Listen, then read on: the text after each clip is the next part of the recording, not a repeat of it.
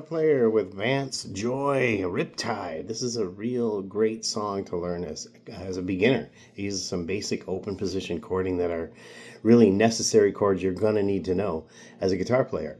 It starts off on an A minor chord, but you'll notice that I have a capo here at the first fret. To match the recording, you're going to need to put this on the first fret so the pitches are right. So it goes from A minor, I'm calling it A minor, but when we have this there, it makes it an A sharp minor or a B flat minor, right? So what's happening here is you can do this without a capo and just play it in the open position, which I'll do here for you.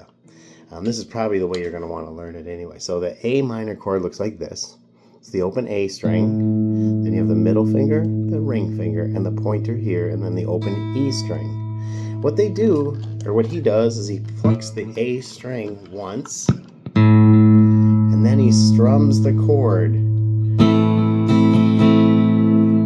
Notice that my thumb, see how I have it touching over the top of the strings here? If I accidentally strum on that fat string, it's muted out. That's really important for us because we want to be able to freely strum and get a nice flowing rhythm.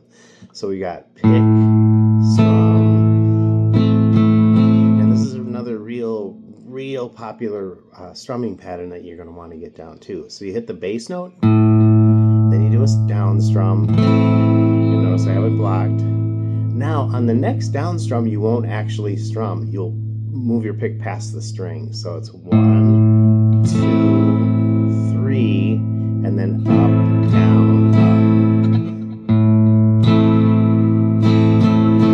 It feels weird to pick down and not actually pick the string. So this is where the challenge comes in. You have beat number 1, beat number 2, beat number 3. And it's in between beat number 3 and 4 where your strumming comes into play again. The way we count this is 1 and 2 and 3 and 4 and. We use and as a placeholder to keep track of where the notes are directly in between each beat. 1 and 2 and 3 and 4 and. See how that works? So we're still counting to 4. 1, 2, 3, and 4 and. Now we're going to do that same strum, but we're going to change chords. The chord is going to go to a G major chord. The G is here on the fat string, 3rd fret. Then you put your middle finger on the 2nd fret of the A string, and then the pinky goes way up on the skinny string at the 3rd fret here. So it goes.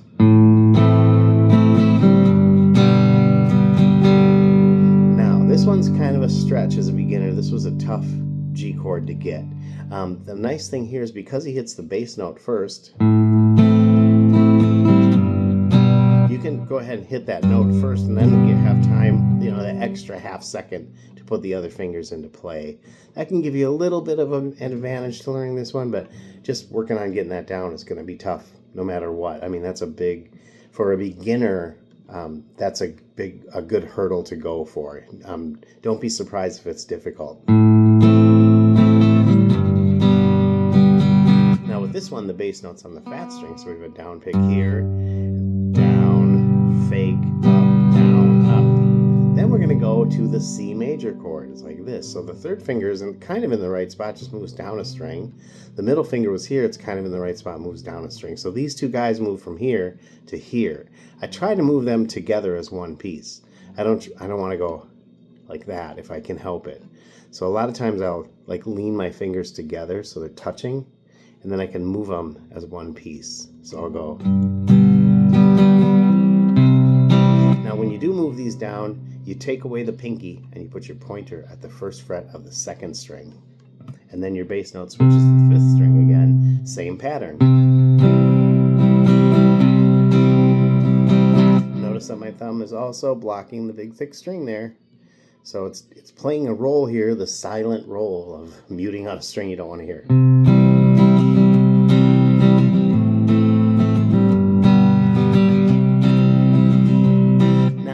The only real the one challenge, a thing that you want to do to make this easier for you is when you go from the C chord, you're going to play that 2 times through the strum pattern. Then you're going to start back to the A minor chord. Pay close attention to the fact that these 2 fingers are already in the right spot. So when you go to the A minor chord, don't pick these up. Keep these 2 down. All you do is tuck this guy from here underneath, like that. So it's from this to that. And this is I'm convinced that the real stepping stone you need to go from being a real beginner to starting to get the hang of playing guitar and getting good at it is you got to switch from chord to chord without moving fingers that are already in the right spot. You got to make it things as efficient as possible. There's no real way to make this one super efficient to go from here to here. The A minor to the G chord is kind of a challenge, but then like this, it makes it efficient if you can move those two, and then it makes it efficient if you don't pick those two up and you go like that. Okay, so this one is in the key of C major. One dead giveaway is that it's an A minor chord for one measure, G major chord for one measure, and then C major chord for two measures. So 50% of what we just played is the C major chord. That's a giveaway that we're in the key of C. Also, I know that in the key of C there are scale notes, and I can come up with the A minor chord and the G major chord using C major scales notes. The notes that it takes to make a G major chord, the notes that it takes to make an A minor chord are inside the C major scale. So that's as far as I want to go with music theory on that one, but that's the idea there. The other pointer I'd give you on the strum is that, you want to keep a loose wrist. It should feel a little bit like you're shaking water gently off your hand. You got a little water on your hand, you're shaking it off. It needs to be real loose. The other thing is, I found myself, if I'm floating, I can do that, but sometimes it feels good to set my fingers here as a guide. Then I know my pick is kind of in the same depth of strumming on each of the strings. It's a little harder to do that with this. Although you have your arm here to kind of guide you how deep your hand is picking, your strum is going. But so feel free to do that either way, but the biggest thing is you want the loose flowing thing like this. You don't want to go like that or anything. So let me know what your thoughts are. Does that work for you? Does that explanation make sense to you? And are you having a good time with this song? Appreciate your thoughts on it again, like I said, and share, and subscribe. Thanks.